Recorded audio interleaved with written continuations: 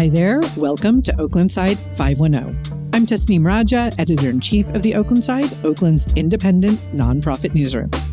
This week, it's just me with a roundup of recent reporting from our newsroom. I'm going to tell you about how a fire damaged one of Oakland's most beloved historic landmarks. Oakland voters may get to decide in November how our city government is structured. A decade-long fight by environmental justice advocates to stop a coal terminal in Oakland enters a new phase. A nonprofit bought a building to make it permanently affordable housing for Oakland teachers. Our Fruitvale Library may be getting a new name. And Earth Day is coming up with some great options for getting outside. Let's get into it. We'll start with news that caught a lot of people's attention this past weekend. In the early hours of Saturday morning, a fire broke out at the Camron-Stanford House, the last of the Victorian homes that once lined the shores of Lake Merritt. 25 firefighters responded and contained the flames within about 45 minutes. The fire caused significant damage to the north side of the building, and the cause is still being investigated. For some context on what's at stake here, the Camron-Stanford House was built in 1876. It served as the first site of the Oakland Public Museum, and it's been a museum and event space ever since, open to the public for decades now. It had just recently reopened after being closed for a year and a half over a lease dispute with the city. Now, the house will remain closed while its insurance company assesses the damage. A board member of the Preservation Association has launched a GoFundMe campaign to help cover repairs. Link to that is in the show notes. And arts and culture reporter Azucena Garcia has the full story.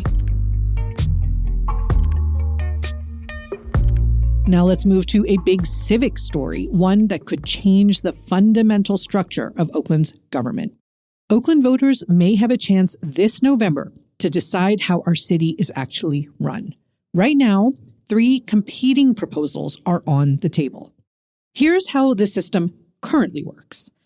Our mayor doesn't have veto power, doesn't directly run city departments, but the mayor does get to pick the city administrator, and it's the administrator's job to run our city on a day-to-day basis. The city council, meanwhile, cannot tell city staff what to do. A lot of people think this sort of in-between structure is part of why Oakland has been struggling. Mayor Barbara Lee asked a task force to study this problem. Now the task force is proposing a strong mayor model, where the mayor would directly run the executive branch of our city and have veto power over council decisions like the budget.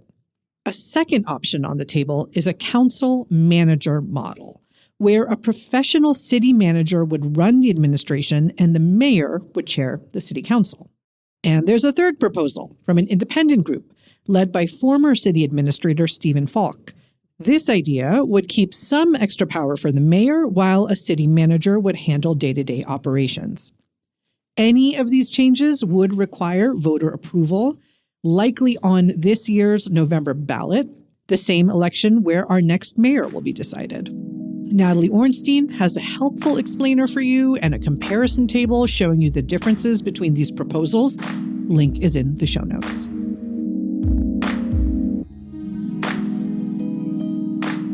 Next up, our City Hall reporter Eli Wolf reports on a 10-year fight to keep coal out of West Oakland and how that fight is entering a new phase. So let me give you a little history here. Back in 2016, Oakland passed a law banning coal handling and storage in the city. But a developer wanted to build a coal terminal, sued the city, and actually won in federal court. Then there was another lawsuit after the same developer accused Oakland of interfering with that project's progress. The city lost that lawsuit too. Last fall, the state Supreme Court declined to hear that case, exhausting the city's legal options for trying to block this development. In December, the developer received permits to start building near the former Army base, the first project approvals since 2018. So now, anti-coal activists in Oakland are shifting strategy. The group No Coal in Oakland is now focused on the Bay Area Air District, pushing regulators to impose strict rules that would make it very difficult for the terminal to operate. Ideally, the activists say the rules would be so strong that the project might never get built.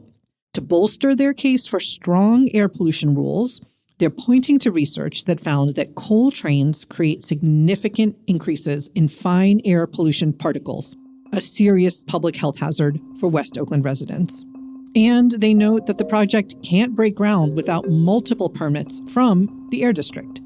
That's where this fight is now headed.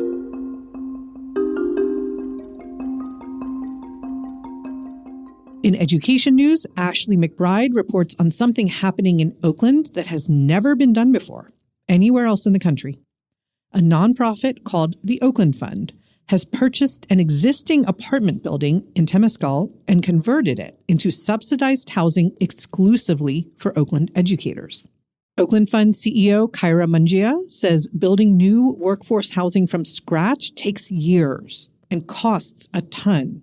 Buying and converting an existing building can be faster. And she wanted to take advantage of Oakland's current real estate market. Rent in the apartment building would be capped at 30% of each tenant's income, so what they would pay would depend on what they earn. The fund's goal is to own 150 units in Oakland for educators over the next 3 years. In arts and culture news, Azucena Racia has a story on how and why the Fruitvale Library may soon be getting a new name. After a New York Times investigation into sexual assault allegations against late labor leader César Chávez, communities across California are debating whether to rename the dozens of schools, parks, and public spaces that bear his name. California lawmakers recently voted to rename César Chávez Day as Farm Workers Day.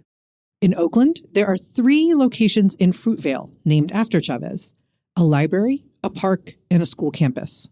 In late April, Oakland's Library Commission will decide whether to rename the César E. Chávez branch as simply the Fruitvale branch. If approved, it would move through several more steps before reaching the full city council.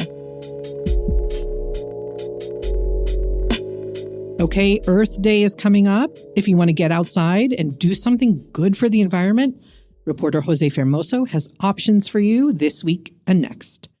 This Friday, there's a kayak cleanup of the Oakland estuary, organized by I Heart Oakland Alameda Estuary, along with the East Bay Rowing Club and California Canoe and Kayak. It launches from the Jack London Aquatic Center. You can bring your own kayak or rent equipment nearby.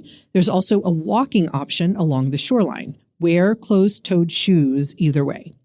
And to learn a little more about the estuary, its amazing environment, and its trash problem, check out our story by former Oaklandside Environment reporter Callie Rhodes from last year. We link to it in the show notes. More Earth Day events come on April 18th. Plantings and cleanups at parks across the city, plus a family event at the Oakland Zoo focused on watersheds and wildlife. On April 22nd, that's Earth Day itself, Jack London Square has a seed giveaway.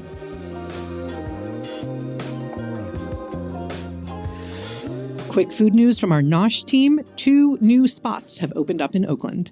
Bad Decision is now open at the former Starline Social Club space on Martin Luther King Jr. Way. It's a bar and music venue open Wednesday through Saturday evenings. And La Quebrada has opened in Eastlake, where Favi used to be. They're serving pupusas, tamales, tacos, burritos, carne asada, fish, and mole.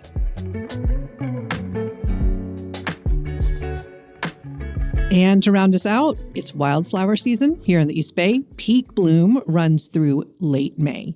If you want to see it and stay close to Oakland, Sibley Volcanic Regional Preserve is a great option with hiking trails and a photographic wildflower guide from the Park District.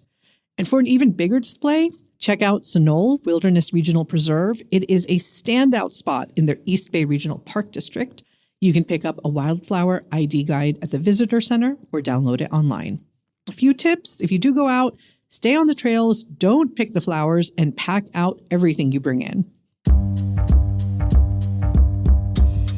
All right, short and sweet, that is this week's episode of Oaklandside 510. I hope you feel a little more informed on Oakland. You can find all the stories we talked about today at oaklandside.org. Sign up for our daily newsletter to get our reporting delivered to your inbox. If you haven't already, please subscribe to the podcast wherever you listen. Leave us a review on Apple Podcasts. I love reading those. This episode was produced by Mark Nieto, edited by Darwin Bongram, and hosted by me, Oaklandside Editor-in-Chief Tasneem Raja. On behalf of our entire newsroom, thank you for showing up for Oakland. We will see you next week.